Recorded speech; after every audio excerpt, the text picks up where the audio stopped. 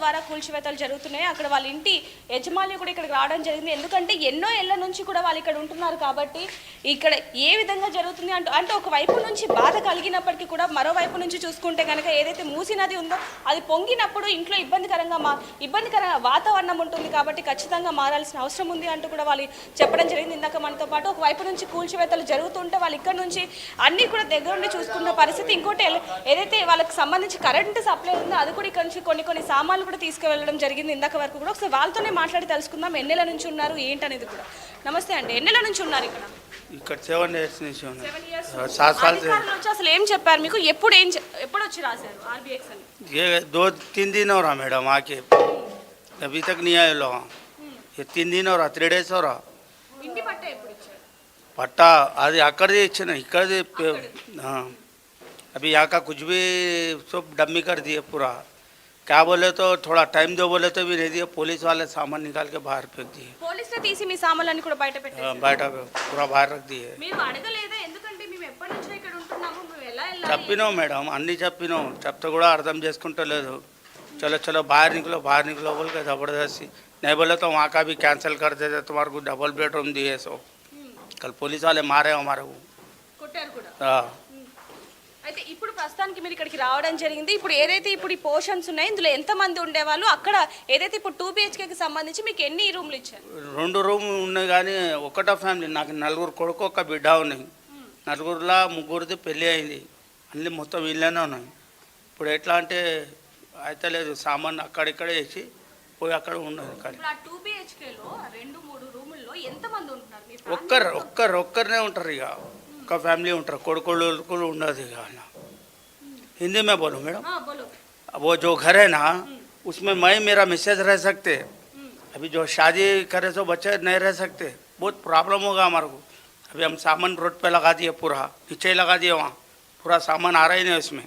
और वो कल गए जब से पानी का एक खतरा नहीं है वहाँ. कुछ भी फैसिलिटी नहीं है हमारे को. क्या करना बोलो. अभी ఇప్పుడు చూడొచ్చు మనోజ్, వాళ్ళు బాధపడుతున్న పరిస్థితి ఇప్పుడు మనకు కనిపిస్తా ఉంది. వాళ్ళ మాటల్లో ఏం చెప్తున్నారంటే ఏదైతే ఇప్పుడు 2 BHK ఇచ్చారో అందులో కేవలం ఒక కుటుంబంలో కనుక దేవిక అక్కడ కనుక వాళ్ళు చెప్పిన ప్రకారంగా చూస్తే కనుక ఆ కుటుంబంలో కనుక వివాహమైన పిల్లలు ఉంటే కనుక వారికి కూడా సపరేట్గా ఇస్తామని ప్రభుత్వం చెప్పుకొచ్చినట్టుగా మనం చూసాం. కొంతమంది మంత్రులు కావచ్చు, దీని గురించి మాట్లాడేటువంటి వ్యక్తులు కూడా చెప్పుకొచ్చారు దేవిక. సో ప్రజెంట్ సిచ్యువేషన్ చూస్తే ఆ రకంగా ఇవ్వలేదు వాళ్ళకి. కేవలం అందరికీ కలిపి ఒకే నివాసం ఇచ్చారా? డబుల్ బెడ్రూమ్ ఇచ్చారా? ఎస్ మనోజ్, ప్రస్తుతానికి ఈయన మాటలు ఇప్పుడు మనం వింటే గనక ఎవరైతే ఇప్పుడు ఈయనకి ఇక్కడ ఏదైతే ఇప్పుడు ఇల్లు కూలుస్తున్నారో ఈ యజమాని చెప్తున్న మాటలు ఏంటంటే అక్కడ ఏదైతే 2 BHK ఇచ్చారో అక్కడ నేను నా భార్య మాత్రమే ఉండగలం. అది ఇక్కడ మాత్రం మేము నాకు 4 కొడుకులు ఒక కూతురు ఉంది, మేము అందరం కూడా కలిసి ఉండేవాళ్ళం. ఇప్పుడు అక్కడ ఒకటి ఇవ్వడం జరిగింది, మేము ఏ విధంగా ఉండాలి అంటూ కూడా వాళ్ళు ప్రశ్నిస్తున్నారు. మరోవైపు వాటర్ ఫెసిలిటీ లేదు, ఏమీ లేదు, మేము ఎలా ఉండాలి అంటూ కూడా వాళ్ళు ఎంతగానో ఆవేదన వ్యక్తం చేస్తున్నారు. మూసీ డెవలప్మెంట్ కార్పొరేషన్ సంబంధించిన దానకిషోర్ ప్రస్తుతం కార్పొరేషన్ చైర్మన్ గా ఉన్నారు. ఆయన కూడా చెప్పుకొచ్చారు ఆ కుటుంబంలో కనుక పెళ్ళైన వారు కనుక ఉంటే వారికి అసలు వాటర్ సప్లై కూడా లేదు సరిగ్గా.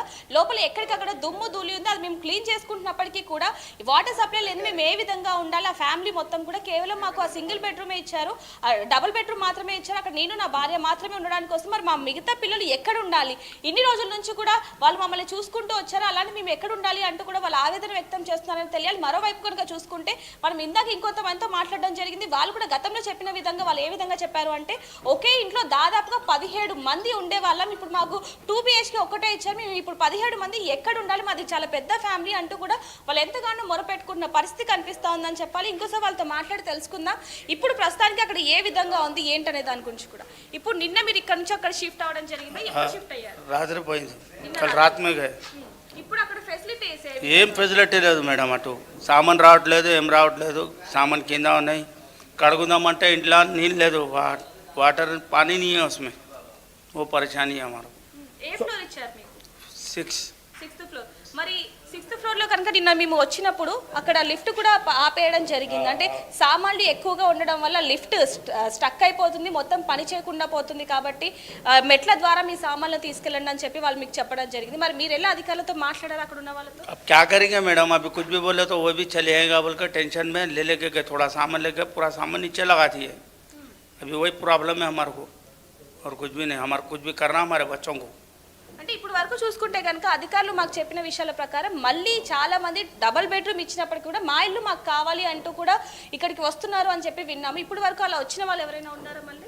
हाँ आए लीडर ऑर्डर सब आए आके वो भी बोले जाओ अच्छा तुम्हारे को सेंटर में दे दिए आप अच्छा रह सकते हो वहाँ पर बोल के बोले वो प्रॉब्लम है हमारे को. అంటే మీకు ఇప్పుడు అంగీకరించారు కాబట్టి మీకు 2 BHK ఇచ్చారు. అంగీకరించని వాళ్ళకి కేవలం RBX అని రాయని కూడా రాయనివ్వలేదు అంటూ కూడా కొన్ని వార్తలు వచ్చాయి. అవి నిజమే అంటారా ఈ గల్లీలో? ये राशि ना मैडम कब आए जुमेरात के दिन आए जुमेरात के दिन आके जुम्मे के दिन बुला के वहाँ पर डबल बेडरूम दे दिए. हफ्ता एक दिन खामोश बैठे कल इतवार के दिन खामोश बैठे कल सुबह में पुलिस वालों के संग आके सामान पूरा बाहर निकाल के फेंक दिया हमारा. ఇప్పుడు చూడొచ్చు మనోజ్ ఆయన కళ్ళలో నీళ్లు కూడా తిరుగుతున్నాయి. ఎందుకు అంటే మేము 7 ఏళ్ల నుంచి ఇక్కడ ఉంటున్నాం, అలాంటిది ఇప్పుడు మమ్మల్ని అక్కడికి పంపించారు, పోలీసులు కూడా మమ్మల్ని కొట్టడం జరిగింది అంటూ కూడా ఆయన మాటల్లో మనం వినడం జరిగింది. ప్రస్తుతానికైతే మేము మళ్ళీ వద్దాం అనుకున్నాం, చాలా మంది కూడా అలా వచ్చిన వాళ్ళు ఉన్నారు, కానీ పోలీసులు వెంటనే మమ్మల్ని ఇక్కడి నుంచి పంపించేశారంటూ కూడా అంటే వాళ్ళు చెప్పడం జరిగింది. అయితే ప్రస్తుతం అధికారులు చెప్తున్న మాటలు ఏంటంటే మేము ఇక్కడ నుంచి వాళ్ళకి అన్ని ఫెసిలిటీస్తో అక్కడికి పంపించడం జరిగింది అని చెప్పి అధికారులు చెప్తున్నారు. ప్రశాంతమైన వాతావరణంలోనే మేము కూల్చివేతలు చేయాలంటూ కూడా వాళ్ళు చెప్పడం జరిగింది. మనతో ప్రస్తుతానికి అయితే ఇటు చూడొచ్చు సగానికి సగం ప్రస్తుతానికి అయితే డిమాలిషింగ్ అయిందనే చెప్పాలి. పనిముట్ల ద్వారా ఏవైతే ఇప్పుడు డోర్లు కిటికీలు ఏవైతే మళ్ళీ యూజ్ చేసే మళ్ళీ అవసరమయ్యే వస్తువులు ఏవైతే ఉంటాయో వాటికి సంబంధించి అవి వాడుకునే విధంగా అయితే ఇప్పుడు మొత్తం చేతి పనిముట్ల ద్వారానే ఇక్కడ మొత్తం కూడా డిమాలిషింగ్ చేయడం జరిగింది. ఇటువైపు చూడొచ్చు డోర్ మొత్తం కూడా ఇక్కడ ఏదైతే డోర్ ఉంటుందో ఎంట్రన్స్ డోర్ దాన్ని మొత్తం కూడా తీయడం జరిగింది. అదేవిధంగా అక్కడ కూడా కొన్ని కిటికీలను కూడా తీసే ప్రయత్నం చేస్తున్నారు. వెంటిలేటర్స్ కానివ్వండి, కరెంటు వైర్లు కానివ్వండి, ఇవన్నీ కూడా అంటే చాలా వరకు మనం గతంలో చూడడం జరిగింది. ఏదైతే జేసీపీల ద్వారా ధ్వంసం చేసినవి ఏవైతే ఉంటాయో ఈ డిమాలిషింగ్ చేసినవి అవి అవి ఇంట్లో ఉన్న వస్తువులు అన్నీ కూడా ఎక్కడికక్కడికి ఇరిగిపోయిన పరిస్థితి మనకు కనిపించిందని చెప్పాలి. కానీ ఇక్కడ మాత్రం అలాంటి పరిస్థితి రాకుండా గుమ్మాలు కానీ లేకపోతే డోర్లు ఏవైతే మళ్ళీ మనం మళ్ళీ మనం వాడుకోవాలి అనే ఏవైతే ఉంటాయి వస్తువులు ఏవైతే ఉంటాయి వాటికి సంబంధించి వాడుకోవాలి కాబట్టి ప్రశాంతమైన వాతావరణంలో మళ్ళీ వాడుకునే విధంగా కూల్చివేతలు చేపట్టాలి అనే విధంగా మొదటిసారిగా మూసీ నదికి సంబంధించి అయితే ఇక్కడ కూల్చివేతలు జరుగుతున్నాయి. వెనకాల నుంచి కూడా మనం చూడొచ్చు ఏ విధంగా జరుగుతుంది ఏంటనేది కూడా ఒకసారి పైనుంచి చూసే విజువల్స్ కూడా ఒకసారి చూద్దాం మనోజ్.